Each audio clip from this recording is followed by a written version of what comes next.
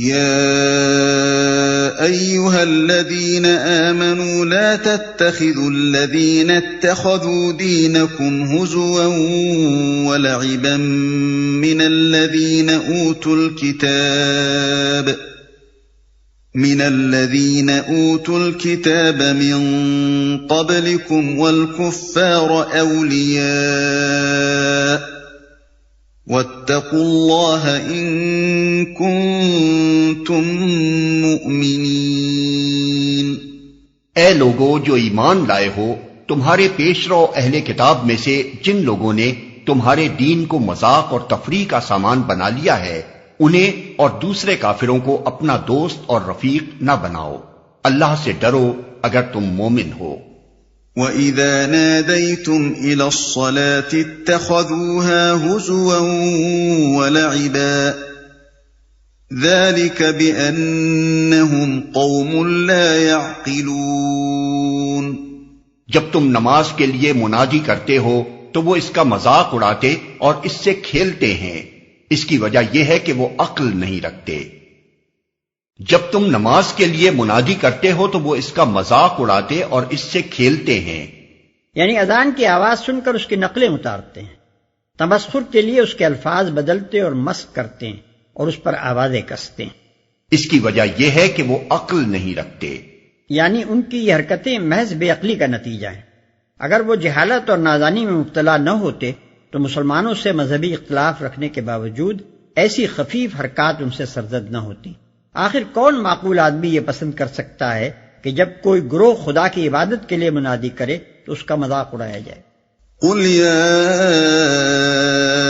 أهل الكتاب هل تنقمون منا إلا أن آمنا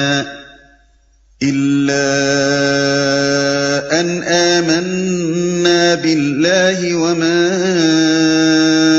أنزل إلينا وما أنزل من قبل وأن أكثركم فاسقون۔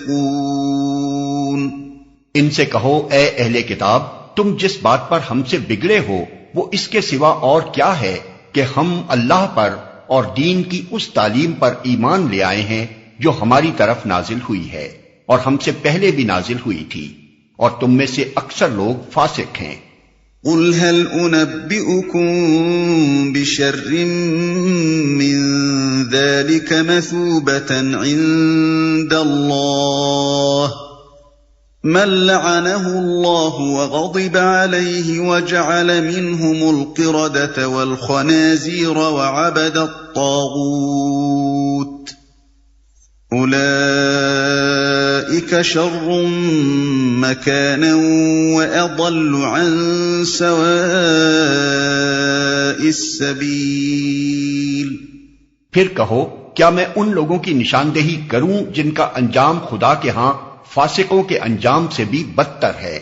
وہ جن پر خدا نے لعنت کی، جن پر اس کا غضب ٹوٹا، جن میں سے بندر اور سور بنائے گئے، جنہوں نے طاغوت کی بندگی کی، ان کا درجہ اور بھی زیادہ برا ہے اور وہ سواء السبیل سے بہت زیادہ بھٹکے ہوئے ہیں۔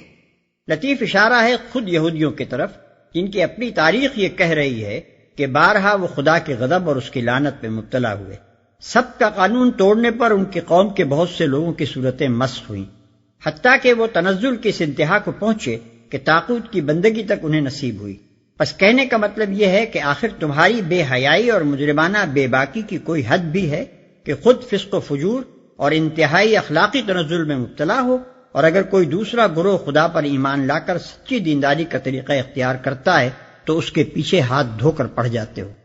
وَإِذَا جَاءُوكُمْ قَالُوا آمَنَّا وَقَدْ دَخَلُوا بِالْكُفْرِ وَهُمْ قَدْ خَرَجُوا بِهِ وَاللَّهُ أَعْلَمُ بِمَا كَانُوا يَكْتُمُونَ۔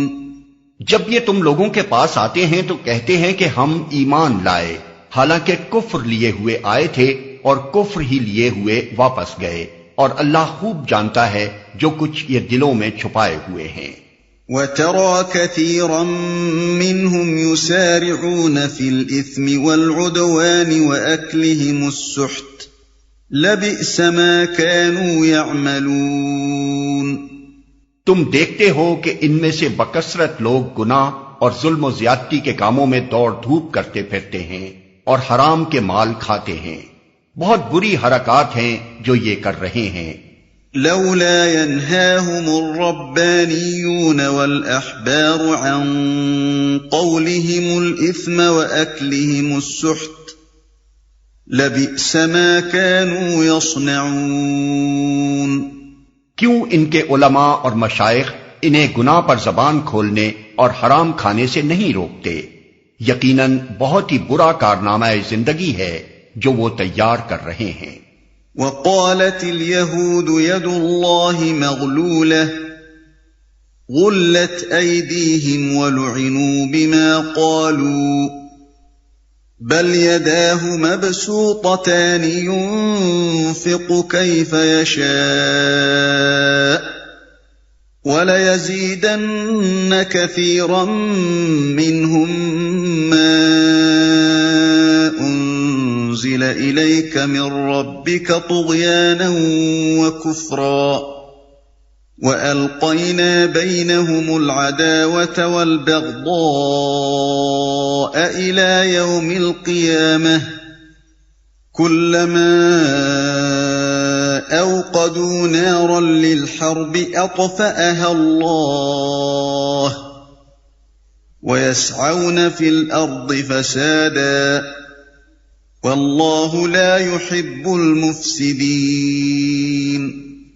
یہودی کہتے ہیں اللہ کے ہاتھ بندھے ہوئے ہیں، باندھے گئے ان کے ہاتھ، اور لعنت پڑی ان پر اس بکواس کی بدولت جو یہ کرتے ہیں۔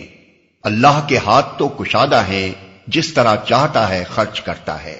حقیقت یہ ہے کہ جو کلام تمہارے رب کی طرف سے تم پر نازل ہوا ہے وہ ان میں سے اکثر لوگوں کی سرکشی و باطل پرستی میں الٹے اضافے کا موجب بن گیا ہے، اور اس کی پاداش میں ہم نے ان کے درمیان قیامت تک کے لیے عداوت اور دشمنی ڈال دی ہے۔ جب کبھی یہ جنگ کی آگ بھڑکاتے ہیں اللہ اس کو ٹھنڈا کر دیتا ہے۔ یہ زمین میں فساد پھیلانے کی سعی کر رہے ہیں، مگر اللہ فساد برپا کرنے والوں کو ہرگز پسند نہیں کرتا۔ یہودی کہتے ہیں اللہ کے ہاتھ بندھے ہوئے ہیں۔ عربی محاورے کے مطابق کسی کے ہاتھ بندھے ہوئے ہونے کا مطلب یہ ہے کہ وہ بخیل ہے، عطا اور بخشش سے اس کا ہاتھ رکا ہوا ہے۔ پس یہودیوں کے اس قول کا مطلب یہ نہیں ہے کہ واقعی اللہ کے ہاتھ بندھے ہوئے ہیں، بلکہ مطلب یہ ہے کہ معاذ اللہ اللہ بخیل ہے۔ چونکہ صدیوں سے یہودی قوم ذلت و نکبت کی حالت میں مبتلا تھی اور اس کی گزشتہ عظمت محض ایک افسانہ پارینہ بن کر رہ گئی تھی، جس کے پھر واپس آنے کا کوئی امکان انہیں نظر نہ آتا تھا، اس لیے بالعموم اپنے قومی مصائب پر ماتم کرتے ہوئے اس قوم کے نادان لوگ یہ بیہودہ فقرہ کہا کرتے تھے کہ معاذ اللہ خدا تو بخیل ہو گیا، اس کے خزانے کا منہ بند ہے، ہمیں دینے کے لیے اب اس کے پاس آفات اور مصائب کے سوا اور کچھ نہیں رہا۔ یہ بات کچھ یہودیوں تک ہی محدود نہیں، دوسری قوموں کے جہلاء کا بھی یہی حال ہے کہ جب ان پر کوئی سخت وقت آتا ہے تو خدا کی طرف رجوع کرنے کے بجائے وہ جل جل کر اس قسم کی گستاخانہ باتیں کیا کرتے ہیں۔ باندھے گئے ان کے ہاتھ، یعنی بخل میں یہ خود مبتلا ہیں، دنیا میں اپنے بخل اور اپنی تنگ دلی کے لیے ضرب المثل بن چکے ہیں، اور لعنت پڑی ان پر اس بکواس کی بدولت جو یہ کرتے ہیں۔ یعنی اس قسم کی گستاخیاں اور طعن آمیز باتیں کر کے یہ چاہیں کہ خدا ان پر مہربان ہو جائے اور عنایات کی بارش کرنے لگے تو یہ کسی طرح ممکن نہیں، بلکہ ان باتوں کا الٹا نتیجہ یہ ہے کہ یہ لوگ خدا کی نظر عنایت سے اور زیادہ محروم اور اس کی رحمت سے اور زیادہ دور ہوتے جاتے ہیں۔ اکثر لوگوں کی سرکشی اور باطل پرستی میں الٹے اضافے کا موجب بن گیا ہے۔ یعنی بجائے اس کے کہ اس کلام کو سن کر وہ کوئی مفید سبق لیتے، اپنی غلطیوں اور غلط کاریوں پر متنبہ ہو کر ان کی تلافی کرتے اور اپنی گری ہوئی حالت کے اسباب معلوم کر کے اصلاح کی طرف متوجہ ہوتے، ان پر اس کا الٹا اثر یہ ہوا ہے کہ ضد میں آ کر انہوں نے حق و صداقت کی مخالفت شروع کر دی ہے۔ خیر و صلاح کے بھولے ہوئے سبق کو سن کر خود راہ راست پر آنا تو درکنار، ان کی الٹی کوشش یہ ہے کہ جو آواز اس سبق کو یاد دلا رہی ہے اسے دبا دیں تاکہ کوئی دوسرا بھی اسے نہ سننے پائے۔ وَلَوْ أَنَّ أَهْلَ الْكِتَابِ آمَنُوا وَاتَّقَوْا لَكَفَّرْنَا عَنْهُمْ سَيِّئَاتِهِمْ وَلَأَدْخَلْنَاهُمْ جَنَّاتِ النَّعِيمِ۔ اگر اس سرکشی کی بجائے یہ اہل کتاب ایمان لے آتے اور خدا ترسی کی روش اختیار کرتے تو ہم ان کی برائیاں ان سے دور کر دیتے اور ان کو نعمت بھری جنتوں میں پہنچاتے۔ وَلَوْ أَنَّهُمْ أَقَامُوا التَّوْرَاةَ وَالْإِنْجِيلَ وَمَا أُنْزِلَ إِلَيْهِمْ مِنْ رَبِّهِمْ لَأَكَلُوا مِنْ فَوْقِهِمْ وَمِنْ تَحْتِ أَرْجُلِهِمْ مِنْهُمْ أُمَّةٌ مُقْتَصِدَةٌ وَكَثِيرٌ مِّنْهُمْ سَاءَ مَا يَعْمَلُونَ۔ کاش انہوں نے تورات اور انجیل اور ان دوسری کتابوں کو قائم کیا ہوتا جو ان کے رب کی طرف سے ان کے پاس بھیجی گئی تھیں۔ ایسا کرتے تو ان کے لیے اوپر سے رزق برستا اور نیچے سے ابلتا، اگرچہ ان میں کچھ لوگ راست رو بھی ہیں لیکن ان کی اکثریت سخت بد عمل ہے۔ ایسا کرتے تو ان کے لیے اوپر سے رزق برستا اور نیچے سے ابلتا۔ بائبل کی کتاب اخبار باب 26 اور استثناء باب 28 میں حضرت موسیٰ علیہ السلام کی ایک تقریر نقل کی گئی جس میں انہوں نے بنی اسرائیل کو بڑی تفصیل کے ساتھ بتایا ہے کہ اگر تم احکام الہی کی ٹھیک ٹھیک پیروی کرو گے تو کس کس طرح اللہ کی رحمتوں اور برکتوں سے نوازے جاؤ گے، اور اگر کتاب اللہ کو پس پشت ڈال کر نافرمانیاں کرو گے تو کس طرح بلائیں اور مصیبتیں اور تباہیاں ہر طرف سے تم پر ہجوم کریں گی۔ حضرت موسیٰ علیہ السلام کی وہ تقریر قرآن کے اس مختصر فقرے کی بہترین تفسیر ہے۔